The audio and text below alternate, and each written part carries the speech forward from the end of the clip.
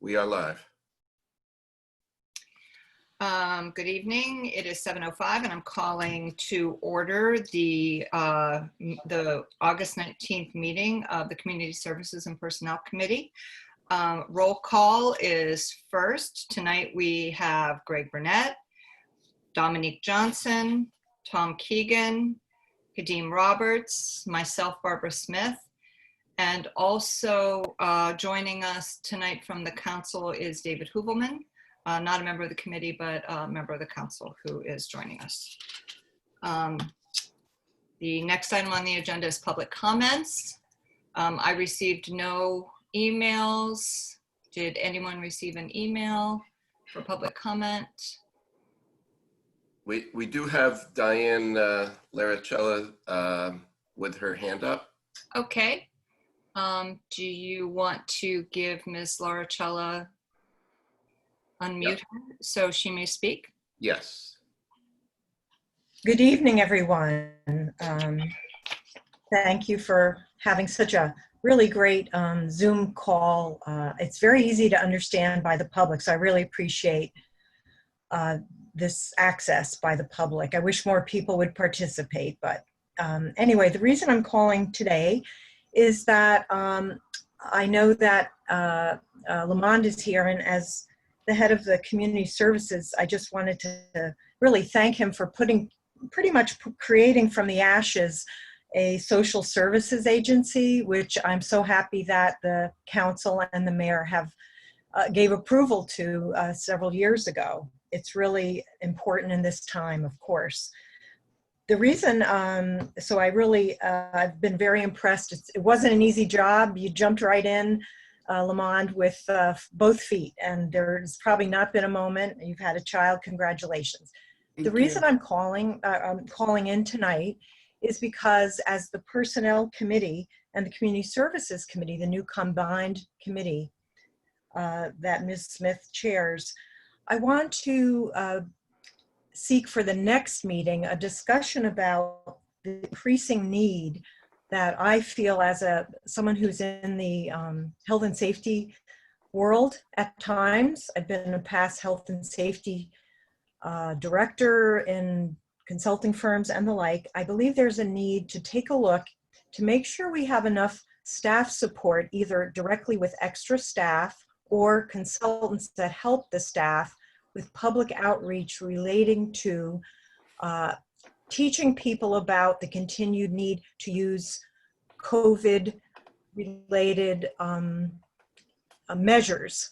I know many people on this call, I'm sure, but I have noticed that people have what they call COVID fatigue, where they're not quite remembering to put their mask on in supermarkets, or they wear them incorrectly. They have their nose exposed and they really may as well not even have them.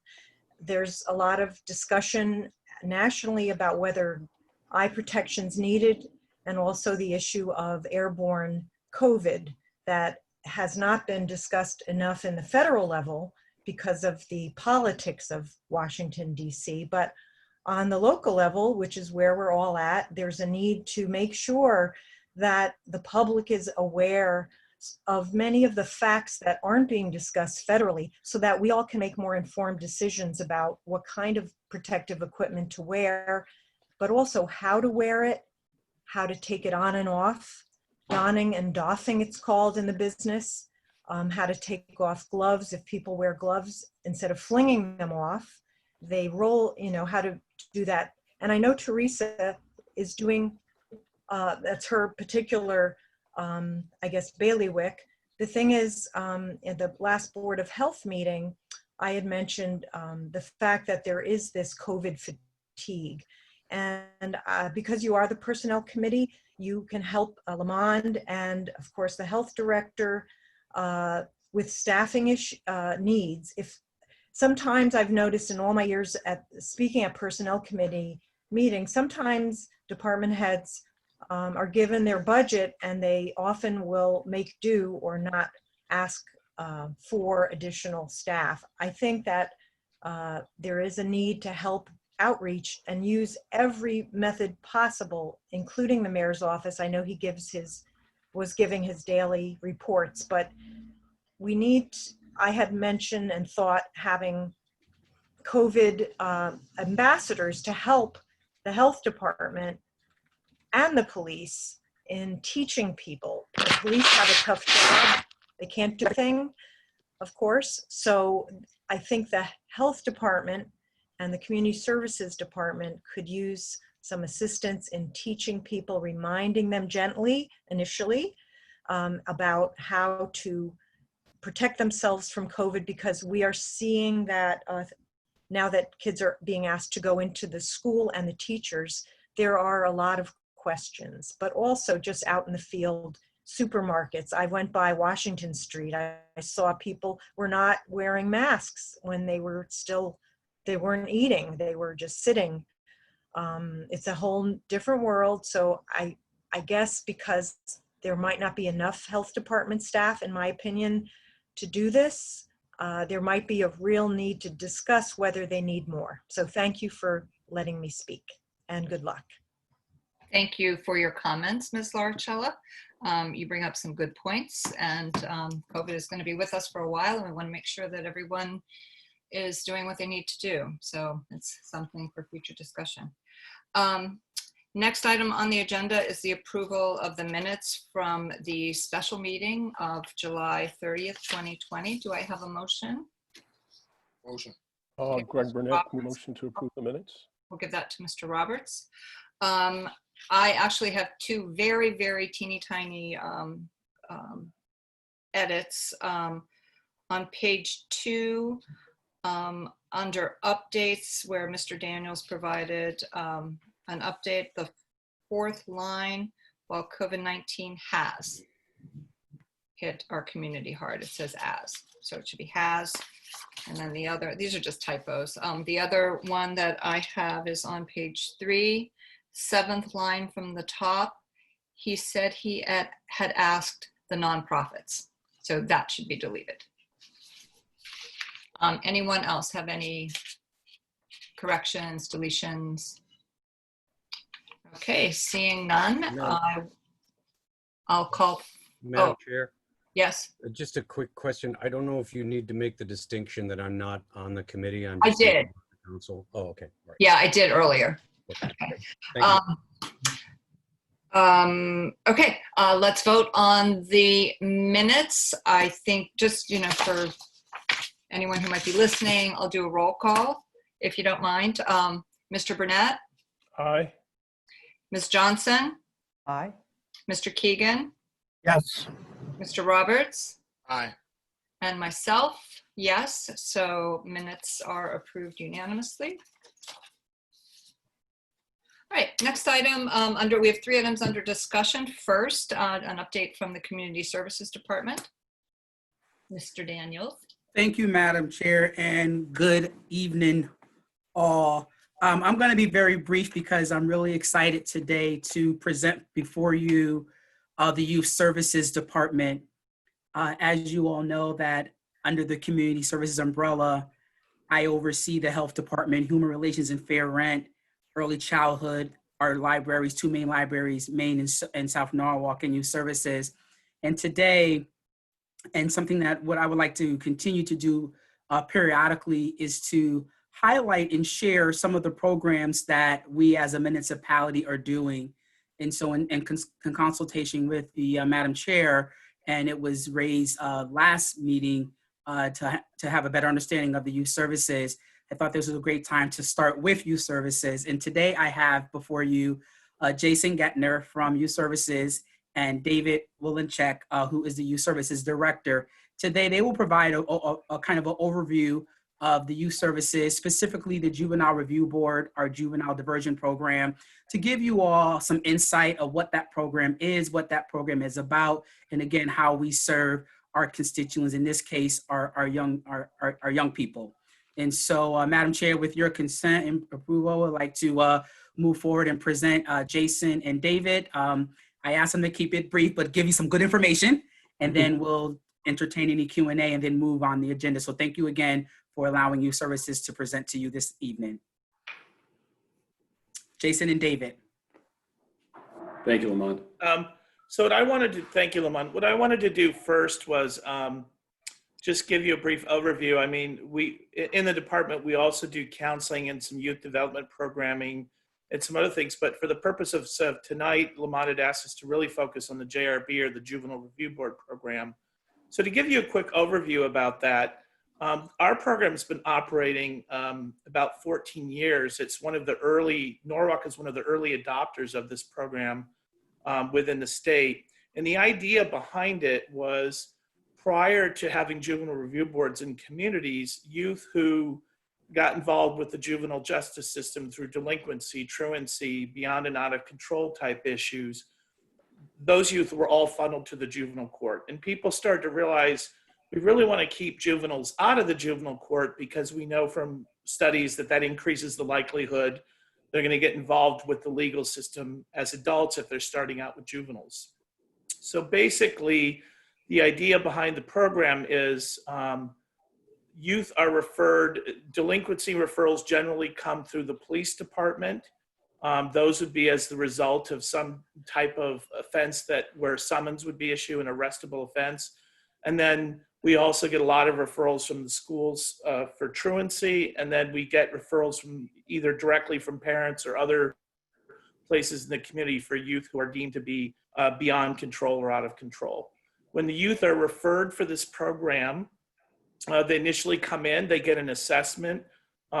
Jay Gettner, who's going to provide some detail, conducts those. Mostly him and his assistant conducts those. The family comes in, the reason for the referral is assessed, a case file is created, and then at that time, the family is given the opportunity to decide whether or not they want to participate in the program. It is voluntary. Then a hearing takes place. When the hearing takes place, and we're doing this all virtual now via Zoom, we used to do this in person before COVID, but the Juvenile Review Board is made up of a community panel. So for instance, we may have somebody from DCF, the police department, a schools representative, a behavioral health representative, juvenile probation may be there. And then from time to time, we invite other people to join the panel based on the specific case that we're dealing with. We might want to bring somebody else in who we feel is relevant to the case. The family comes in, they have the hearing, they meet with the panel convenes and discusses after interviewing the family, and then a plan is developed, which is not focused on penalizing the youth, but identifying, hey, what services does this youth need, so that we can try to ensure that they don't have future involvements either with us or within the legal system.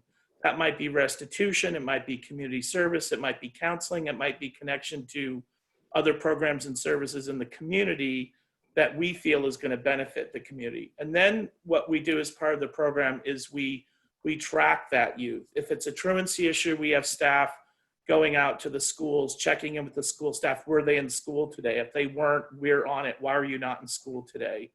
And staying on top of it. If they're supposed to make restitution or do community service, again, we stay on top of that to make sure that they complete their contracts. For the delinquency referrals, if they don't successfully complete their contract, and of course we make tremendous efforts to make sure to help them complete their contract, their case could be sent to court. For truancy and beyond control referrals, unfortunately, if they don't comply, there isn't much we can do beyond trying to support and encourage that family to follow through. And then generally what we do is we do a 1-year follow-up with the family to see, once they complete the program, to see how they're doing. And we define a successful case as a case where there's been no re-referral or no re-offending for 1 year after completion of the program. And right now we're running, for this year, we're running about a 91% success rate, which is pretty good. Jay, do you want to talk a little bit about the types of cases we're getting referred? Yeah, absolutely. Thanks, Dave. Jay, before you start, I just want to note that Mr. Dumas has joined us. He's joined by telephone. He joined at 7:17. Okay. Okay. So thank you. Yeah. So I just want to share some interesting demographics and data collection that we're identifying. One of the interesting things that we're seeing demographically, with about nearly 200 cases a year that we process annually, the demographics are very reflective of what we have in the city. So we see about 34% of our youth are Hispanic, 29% white, 25% Black, 10% multiracial, 2% Asian. So 71% of those youth are youth of color. And we're seeing that 52% of those youth are coming out of the 06854 zip code. And we're also seeing, which is very interesting, and I'll explain why in a second, that we're seeing a significant increase in our female arrests. They're approximately 40%, where historically it's always been much less than the males. And that uptick, we believe, is due to the social media related crimes that are occurring, such as cyberbullying, sexting. Among those concerns, they often lead to threatening cases, chronic absenteeism due to the bullying, as well as assaults. So it has a very systemic, course to it. Now, also with COVID-19, that's also presented an increase in domestic violence cases, specifically youth who are physically becoming aggressive with their parents and siblings. So we're facing a lot of unique challenges. And to also expand on what Dave just explained earlier, is that last July 1, JRBs throughout the state were commissioned due to changes in legislation to process all truancy cases. So in the past, where they could be referred to court, as Dave mentioned, no longer is the case. We are the top tier. This July 1, added challenges are we are commissioned with all beyond control cases. That includes youth who are running away, not yet arrested, but are committing delinquent acts, completely beyond control of their parent. This is 50% of our caseload, and these numbers are expected to grow significantly with us having full jurisdiction now. Additionally, we're also seeing a trend of younger siblings of those arrested youth following in their older siblings' footsteps. And so we're seeing the same last name over and over again coming through our door, which is a great concern.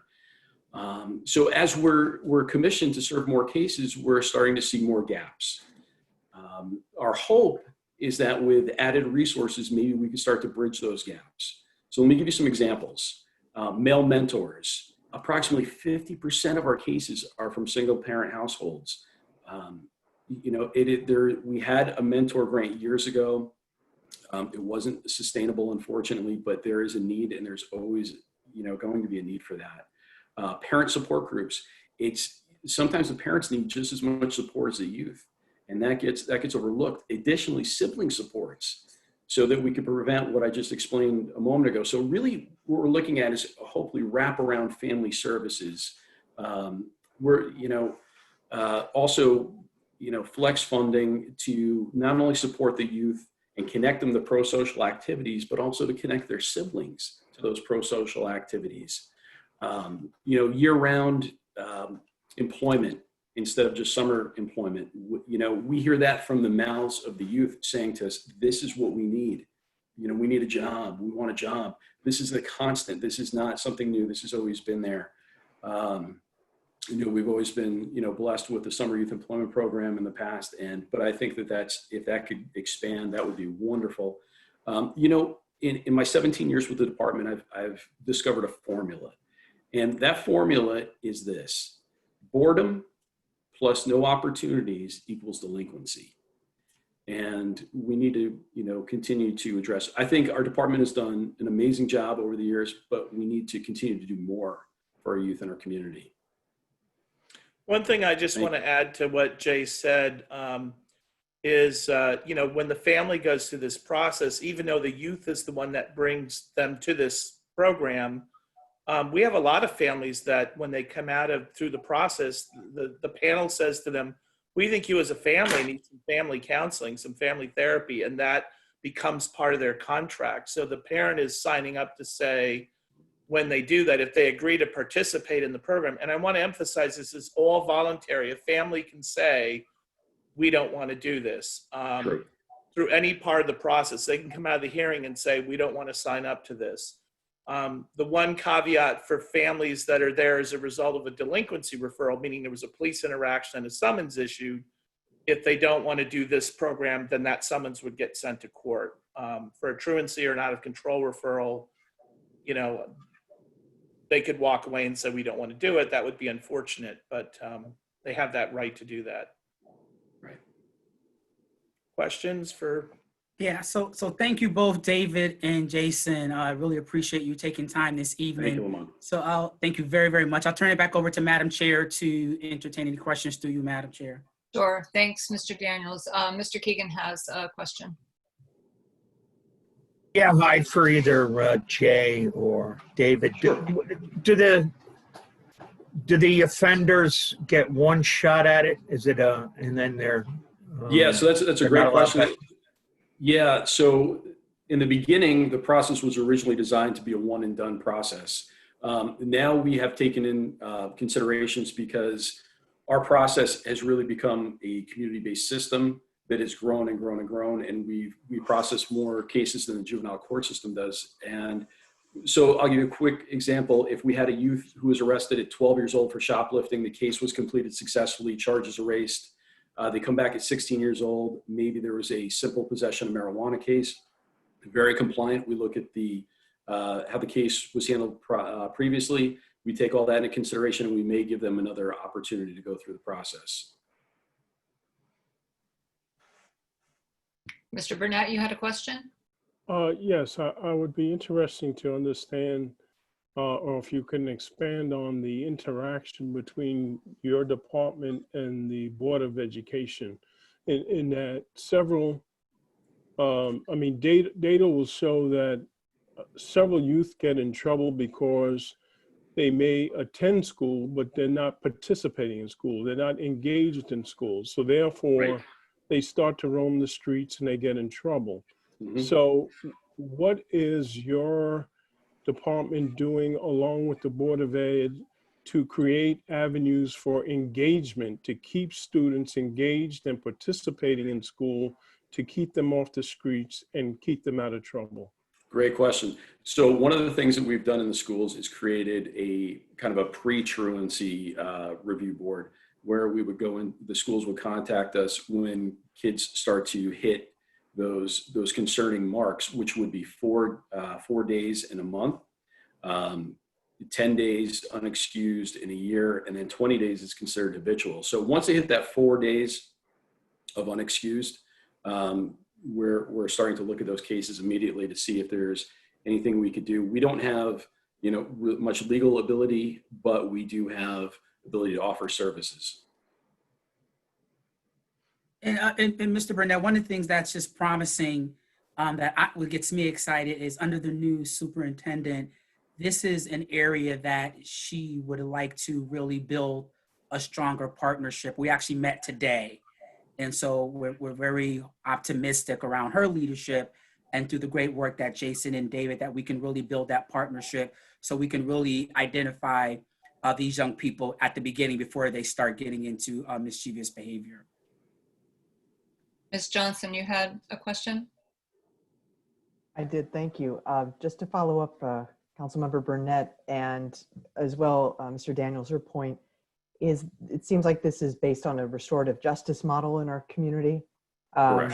Just to Yes. confirm, okay, great. And I know that's something Dr. Smith, Absolutely. Yeah. yeah, believes in greatly as well. And you too, I know, Lamont Daniels. And one of the things, oh, I'm sorry, go ahead.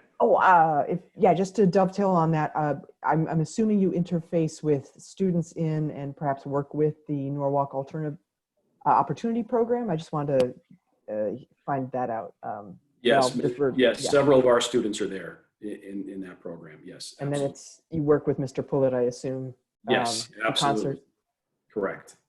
One of the things I do want to say real quickly is, we've been fortunate. I think if you look at Youth Service Association around the state and CSSD, they have often sent other communities that are starting JRBs or are nascent in their JRB processes. They've sent them to us to learn from us because we've been up and running so long and they really view us as a model program. So I think that speaks volumes to, you know, the work we've, not that we've got everything covered or we've got, you know, it's not a perfect program, but I think it's well regarded around the state, Norwalk's program. And it's also one of the largest in terms of by volume.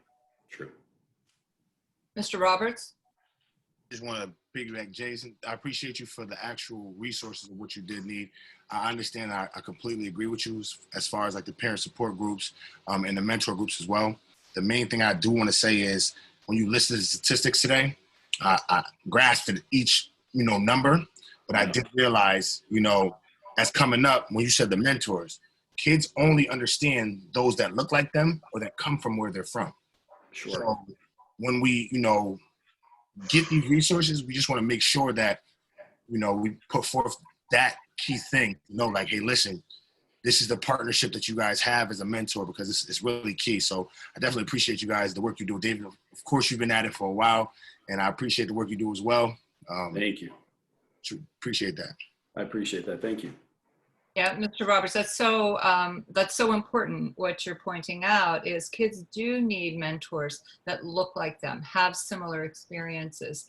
And, you know, with our diverse population, we really need those mentors. So, and I'd also just like to thank you both for your work. This is, you know, it really wasn't that long ago where kids who got in trouble just ended up in the juvenile system, and you know, they had no opportunities to break out and have a real future. And so this program really offers that.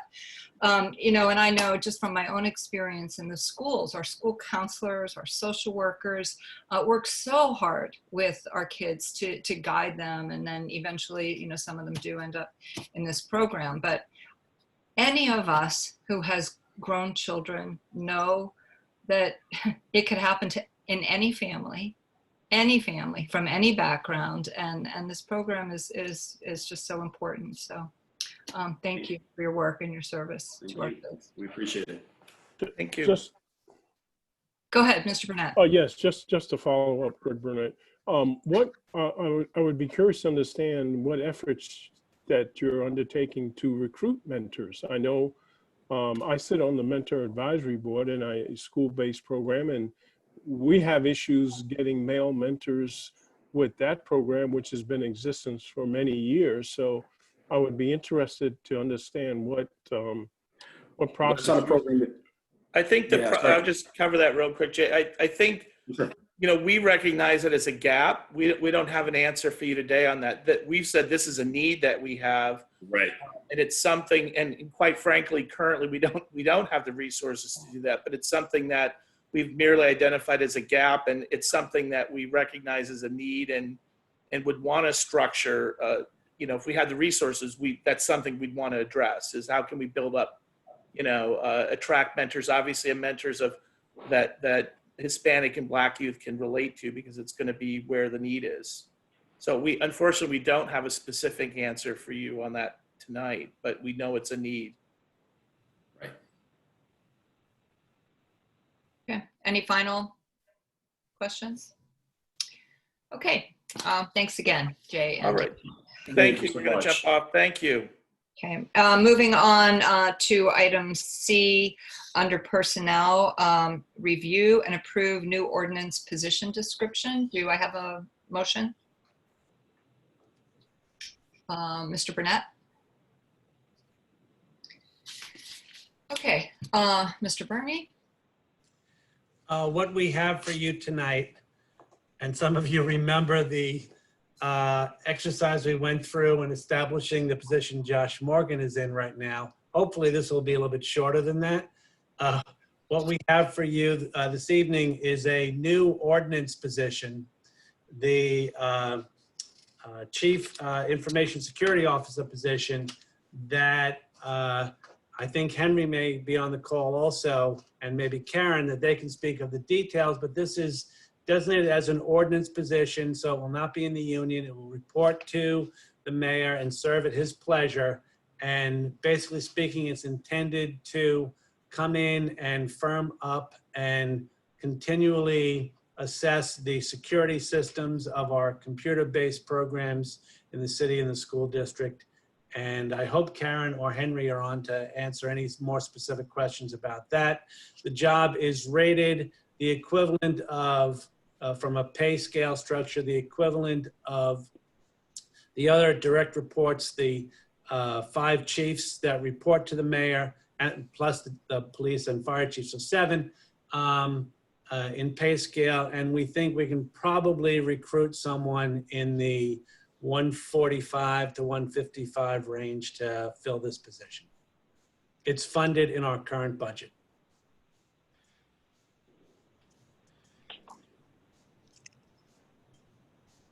Ray, this is Hello? Karen. I am on the call. Okay, good.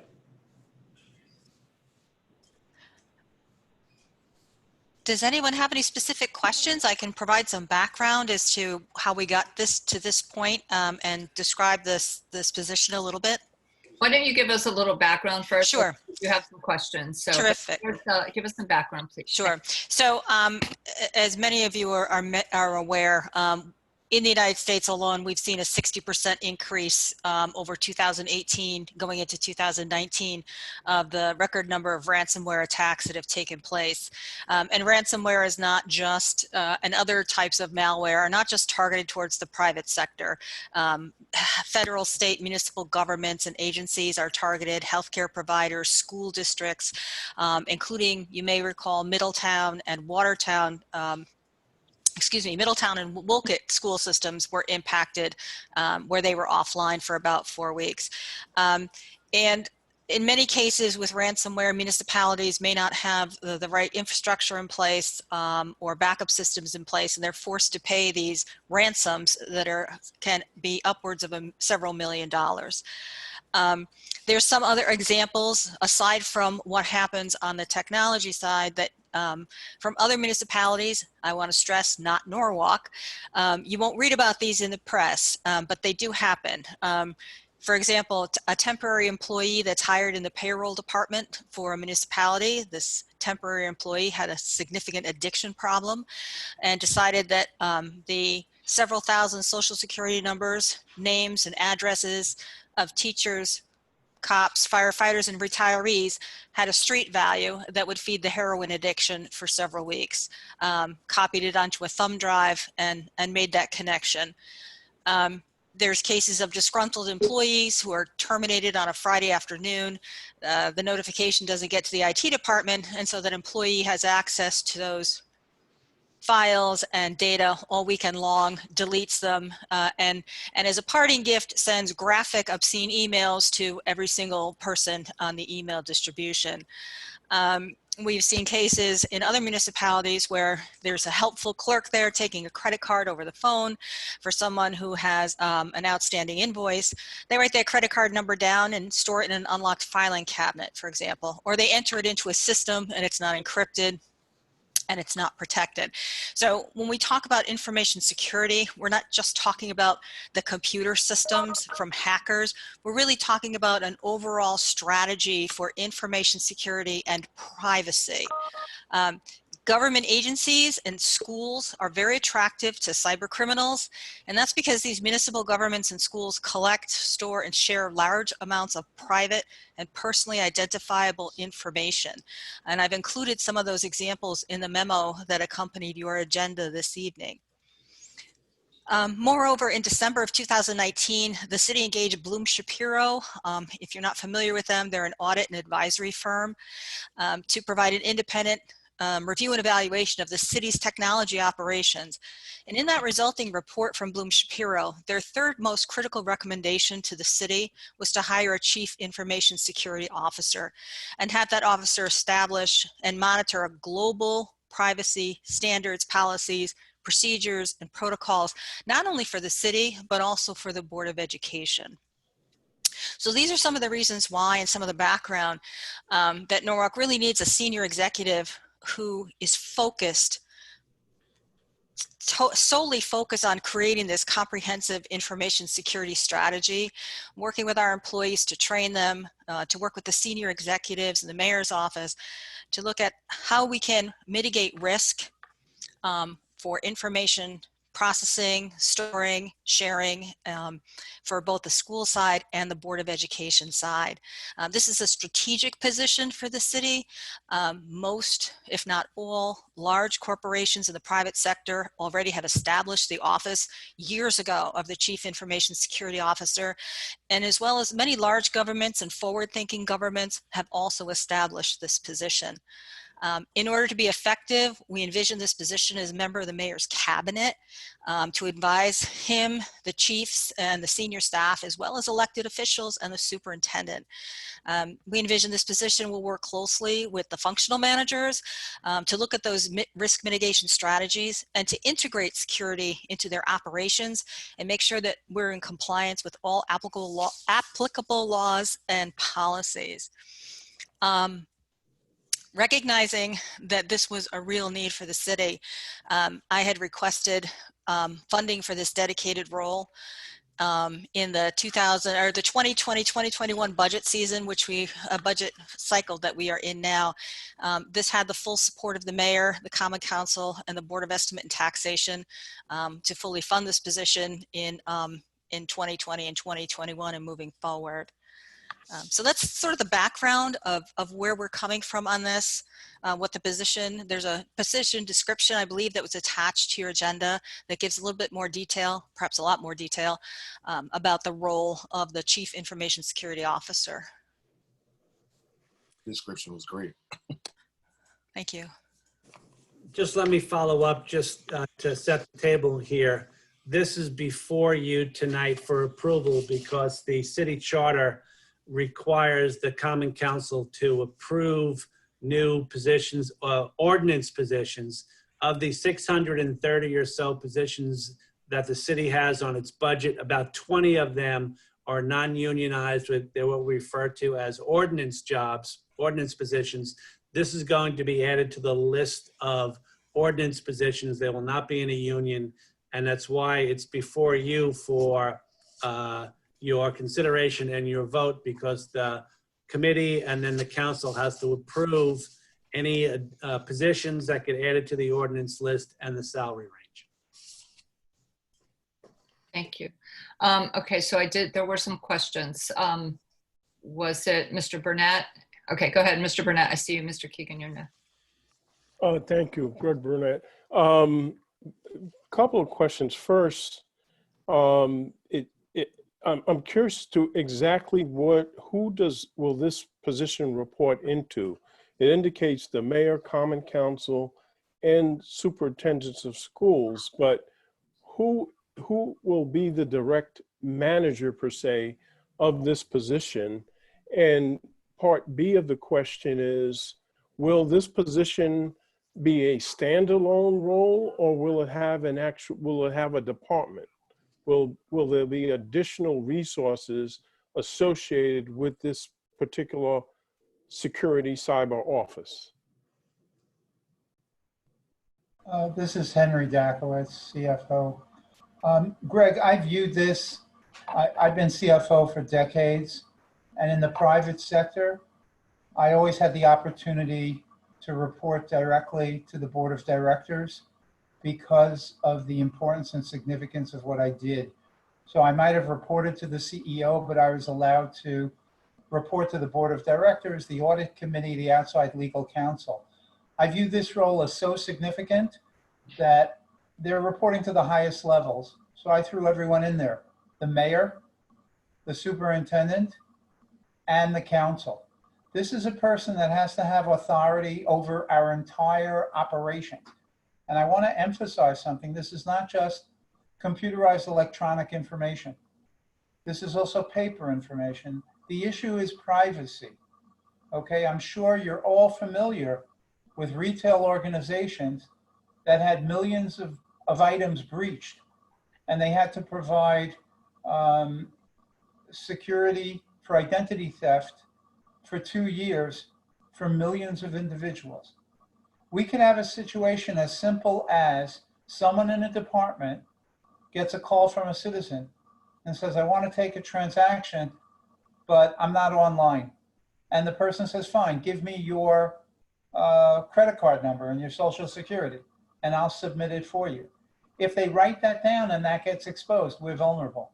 We have liability.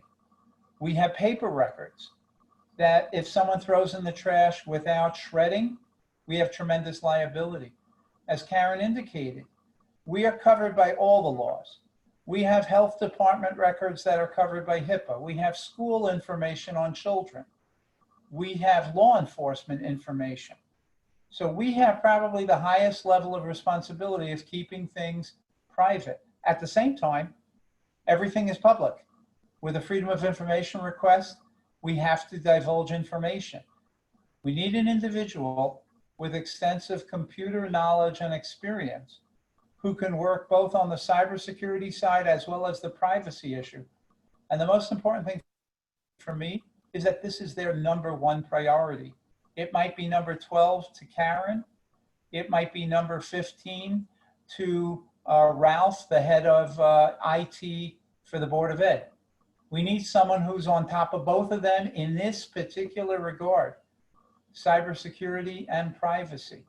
When they say no to a department head or a chief that says you're doing a procedure that violates our rules and regulations, or we are not in compliance, they have to have the authority to be able to enforce that right away. So I understand it's a little vague. I don't see them having a department underneath them, but they have probably more authority than any other cabinet member. Let me just clarify that too. The position reports to, officially on the org chart, would report to the mayor and serve at the pleasure of the mayor. Obviously, looking to the other chiefs and departments like Karen's for support and for continued operations. But on the org chart tree, this position reports to the mayor and serves at the mayor's pleasure. Thank you. That's what I was trying to get at. So there's solid line on the org chart to the mayor and dotted line on the org chart to the superintendent. That's correct. Thank you. Mr. Keegan, you had a question. Yeah, my question was asked by Mr. Burnett. Okay. Someone else had a question? It was me, but I'm fine now. Oh, okay. I do want to say, I just heard from Mr. Sachinelli, who is about to join us. And I think that, you know, with, I want to give him an opportunity to weigh in with his background with cybersecurity. He may have some questions. While we're waiting, I have a question. You know, with this position, with this person, can we really be assured that, you know, we would not have a ransomware attack, or, you know, like what certainties would we have and guarantees would we have with this position? I'm going to answer, but I want Karen to follow up. I think in this area, again, no guarantees at all, zero. All we could do is keep being vigilant. I just went through this with the rating agencies. We have a technology aspect where we look at our security, we look at our firewalls, we look at our endpoint protection. We have a separate network so that if parts of the network go down, we can replace them. We do all those technology things, and we have top of the line vendors working with us. Okay, on the financial side, we've had separate budget lines, both on operating and capital budget for 5 years for cybersecurity. We've established insurance so that if everything else doesn't work, we have financial backup, indemnification, as well as operational support, where we call the insurance company and we say we've been breached, and they say, fine, here are the steps to go through. 1, 2, 3, 4, 5. Here's a law firm. Here's a computer security firm. Here's a firm that's an expert in Bitcoin and electronic wallets.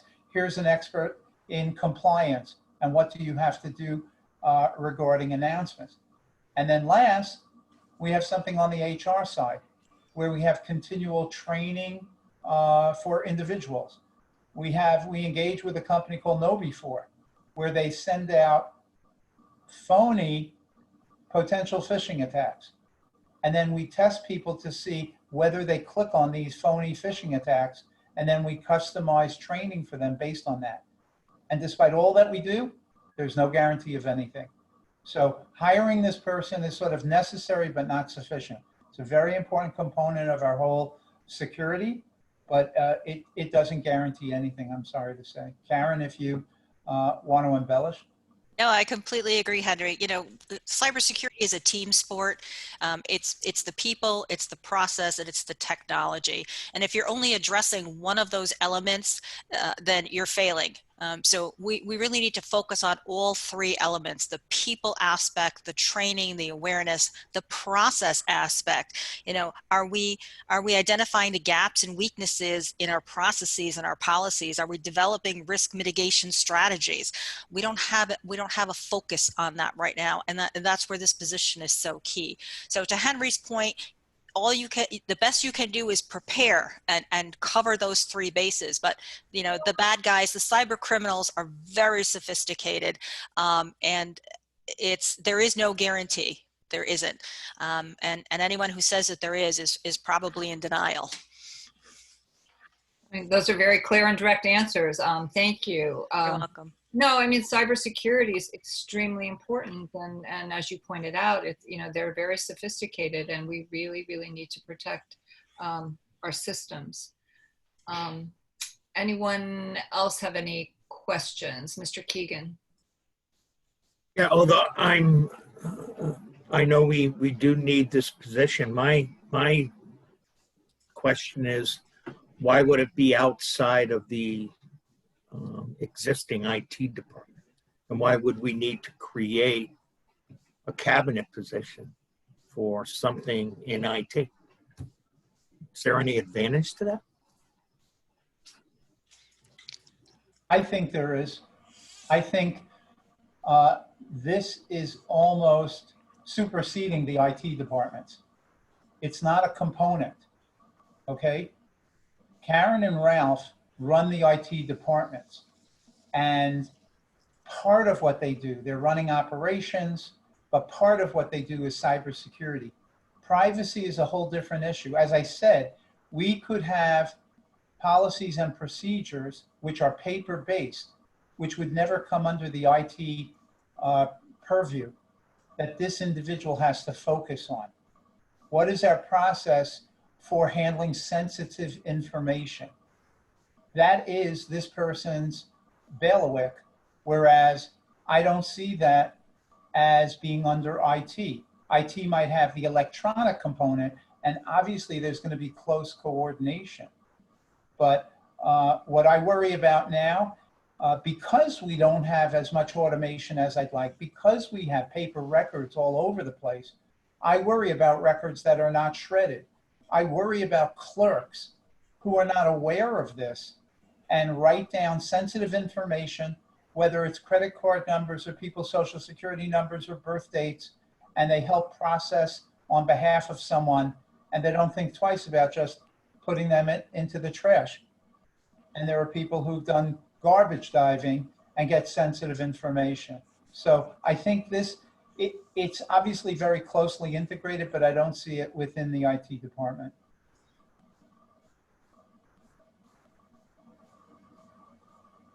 Ms. Johnson. Yes, and I don't know if this information, thank you, Chairwoman Smith. I don't know if this information is available yet, particularly Mr. Dakowitz, but is there any projected budget that we know beyond next year if this role is funded for at least a couple years, or if that's part of the consideration given COVID and everything with budgetary concerns? Well, my understanding, and this past year was my first budget season, we only budget 1 year at a time. But when someone gets hired, we assume they're going to be here. The biggest problem we have is we're stretching to make this one of the most senior positions in our government. As you might imagine, qualified CISOs are in very great demand in the private sector. And I've spoken to people, I've gone to probably half a dozen cybersecurity conferences now. There were topics of discussion about CISOs and their roles. And privately, after the discussion, I spoke to the participants. And I said, I'm just a poor government, little local government. What do I do? how do I stretch to get someone? Do I get, do I fund 2 positions and split it into 2 different pieces so that I could get the qualifications? They said, no, keep it as 1 position, stretch up as much as you can. Maybe you'll end up someone who is not yet a CISO, but is ready to step up to that position, has all the qualifications. And this would be a first step for them in their career, and they could grow with you, because we probably could not afford CISOs that have years of experience. So what we're hoping is we may get lucky with COVID. I hate to say it, but with the COVID recession, Karen just did a search for someone else, and we ended up with something like 15 candidates, quite a number of whom were better qualified than we've seen in the past just because of supply demand. So we're hoping that maybe we get someone lucky who really enjoys our environment, works with us, and we stretch up and they stretch down, and we cover the position well. But we won't know until we start the search process. Thank you very much for the information. You're welcome. One thing that I can note here is that, a real positive is that this is one chief who will be working for both the city and the Board of Education. And I think that that's a real positive. Well, I just want to add to that, Barbara, because that's a very essential point. When I first came here, with the support of Karen and Ralph and both sides, we retained Blum Shapiro to do a cybersecurity assessment. And they did it of both sides of the organization because the bad guys don't care. They're just coming into any weakness. And I was very pleased at the collaboration between the 2 areas and the 2 departments. The report came back, said both sides are doing a pretty good job. Obviously, there are areas for improvement, and those improvements have already been put into place. I view this as a continuation, which helps unify us because I think we have more in common than we have things that are different. And especially when it comes to security and privacy, we both face the same issues. So this might be a case of 1 and 1 equals 3. So we'll have an IT chief on both sides. We have a CISO who's looking just at the security and privacy. And among the 3 of them, we're going to get much better benefits. Yeah. Mr. Burnett, you had another question? No, not a question, but a comment, which is directly in line with what you just stated. I mean, I think this is the only position that will appear on both org charts. So this will potentially be a model for other positions that could possibly be shared across the Board of Ed and the city. So we should monitor this very closely in terms of how the interaction is done between both the city and the Board of Ed, and how we can possibly gain economy of scale going forward when we look at other functions that are of common nature across the Board of Ed and the city. Mr. Hoovelman. Just a question, because this is a shared position with the Board of Ed, does this impact the MBR in any way? I believe it's coming out of the city side of the budget. Okay, thank you. I think it's just operationally, they have to have the authority, but we're funding it on our side. We didn't even want to get close to that, but good point. Okay, so do we have any comments or questions about the job description itself?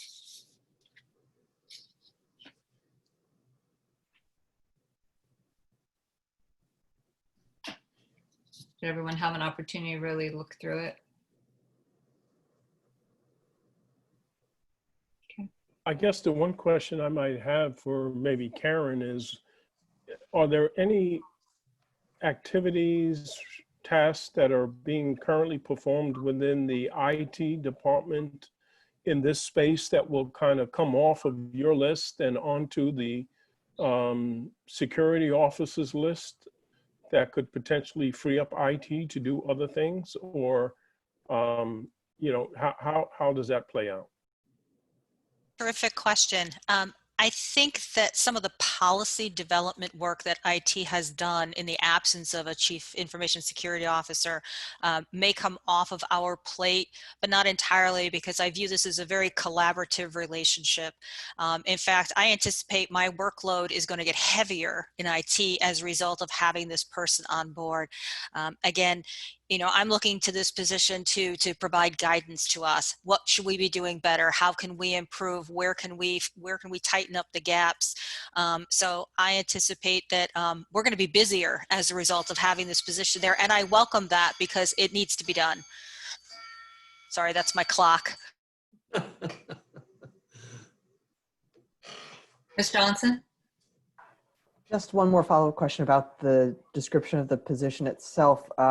In reading it over, I just wanted to confirm there would be no redundancies created now in the Board of Education and in the police department. It seems like that's pretty clear from this description that this is new, this is very new, and there won't be any redundancies, but just wanted to confirm. Yes, I don't see that anyone else is performing to the degree that this position will be performing that type of risk analysis and gap analysis and establishing these guidelines and protocols and standards. I think within the health department, there's a whole set of regulations that they have to operate by and live and die by.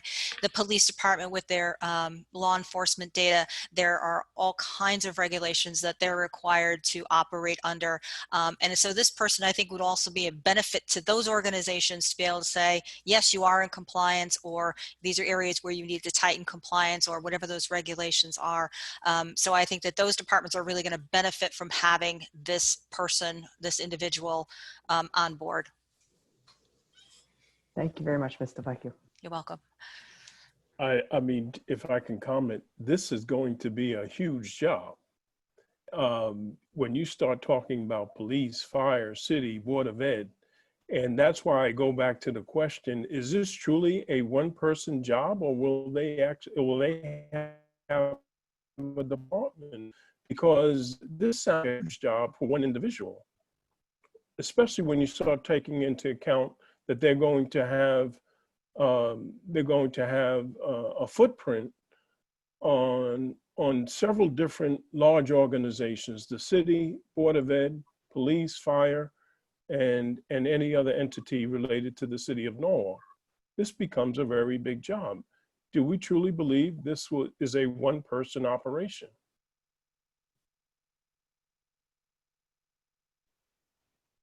Karen, would you like to answer that one?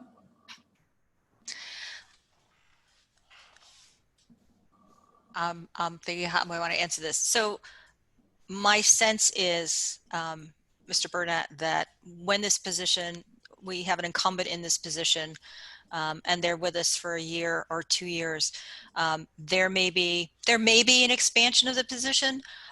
It depends on a number of things. The state of California just enacted one of the tightest privacy laws in the land in 2019. There's some discussion that the federal government may adopt that very strict privacy regulation that the state of California has. If that's the case, we will have to step up to a whole new set of requirements for privacy. If that takes place, this role may expand. This may expand beyond one person. I don't know. There are all kinds of other considerations with that as well. It's like anything else. Once you get into it, you can do a 5-year plan, prioritize what needs to happen first, and work with the departments to make these things happen. 4 years from now, is it going to be one person or 3 people? I don't know. I think that it's going to depend a lot on what regulations are going to be passed down to us, what's happening in the private sector, if there are any other issues that come up relative to what happens with the cybersecurity in general. I mean, we saw a 60% increase in ransomware in 1 year. That number is only going to go up. So I'm sorry if I sound like I'm dancing around your question, but if I had a crystal ball, I would say probably within 3 years' time, it may grow beyond one person. May Thank you, Karen. Sharon, I just want to make sure to note that Mr. Sachinelli joined us at, I actually wrote down the time, it's 7:48, and he has a question. I have a question. It's actually not a question. Karen, is it fair to say that a lot of the criteria under this description under general duties are handled current state by service providers and outside vendors? Because we're not doing in-house continuity solutions or in-house security solutions anyway, right? Is that fair?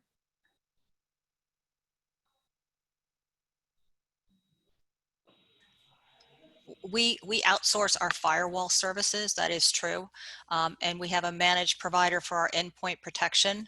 But we do not have a service provider that is establishing policies for how we handle credit cards. Okay, so I mean, for Councilor Burnett's concerns, a lot of these duties are being absorbed by outside vendors, and this individual would be establishing practices and processes for our organization, but ultimately it would be managed and worked through by a vendor. Is that a fair assumption? I think yes, and on the technology side, yes, that makes total sense. I would add that when we start talking about the people side, so Greg, in contradistinction to Karen's department, where we have people who do coding and make sure that certain software is working, I see more of an emphasis here on policies, procedures, and sort of enforcement to make sure that those policies and procedures are being carried out. So on the technology side, we have the 2 IT departments plus our rich outsourced vendors. And that's how we get things done. But the real problem is we have 25, maybe more departments that we have to manage and organize. And we have to make sure that all the individuals there are complying with the policies and procedures, keeping documents private, making sure that the security policies are being implemented. So it's a lot of monitoring and ensuring with their authority that this doesn't get out of hand. So think of it as an audit or monitor where you do a survey, you say, here are our policies. Are we in compliance with our own policies? And you find certain areas we're not. And that person has the authority to work with the individual departments to make sure they start to comply. So as Mr. Sachinelli indicated, between our own IT departments, our outsourced vendors, and the implementation that I would see driven through at the department level, they may need some staff, but a lot of it is just having a focus to talk to people and saying, you have to make sure that your department complies with these rules.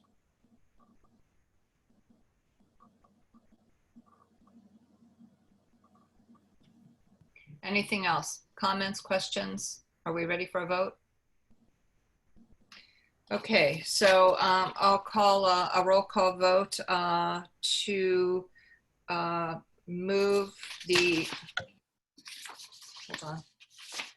ordinance position of, let me get it. Ordinance position of Chief Information Security Officer for the City and Board of Education to the Common Council. And I will call Mr. There we go. I'm shuffling papers here. Mr. Burnett. Aye. Mr. Dumas.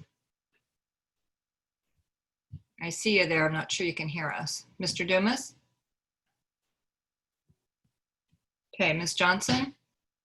Yes. Mr. Keegan? Yes. Mr. Roberts? Yes. Mr. Sachinelli? Aye. And Ms. Smith? I'm going to call it unanimous because I'm not sure that Mr. Dumas is quite with us. So the motion passes unanimously. We'll move to the Common Council. Thank you very much. Thank you for your help and all the information. All right, next item on the agenda is to move into executive session on collective bargaining retirement incentive program. Do I have a motion, please, to move into executive session? Okay, Ms. Johnson. And so we are moving into executive session at 8:10. And what's going to happen is we're going to leave the meeting. Mr. Burnett will stay on with our IT person until we are all in the executive session, and then he will join us. So, okay, so let the record show that we came out of executive session at 8:55.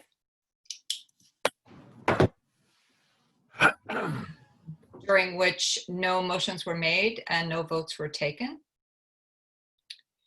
And now I would like to ask for a motion to move the collective bargaining and retirement incentive program for a vote. Greg Burnett, so moved. Okay, Mr. Burnett moves the motion to move the retirement incentive program to the full Common Council. Mr. Burnett, Aye. Ms. Johnson, Aye. Mr. Keegan, Yes. Mr. Roberts, Aye. Ms. Vecchia, aye, and Mr. Sachinelli. Aye. Aye. It is unanimous. And so the retirement incentive package or program moves to the Common Council for next week's meeting. And now do I have a motion to adjourn? Okay, Ms. Johnson, motion to adjourn at 8:56. Everybody. Hold on. Thank you all very much. Good night, everyone. Nice. Good night. Good night. You didn't call for a vote, but yes, let's adjourn. Unanimous. All We're adjourning. All right. Good night.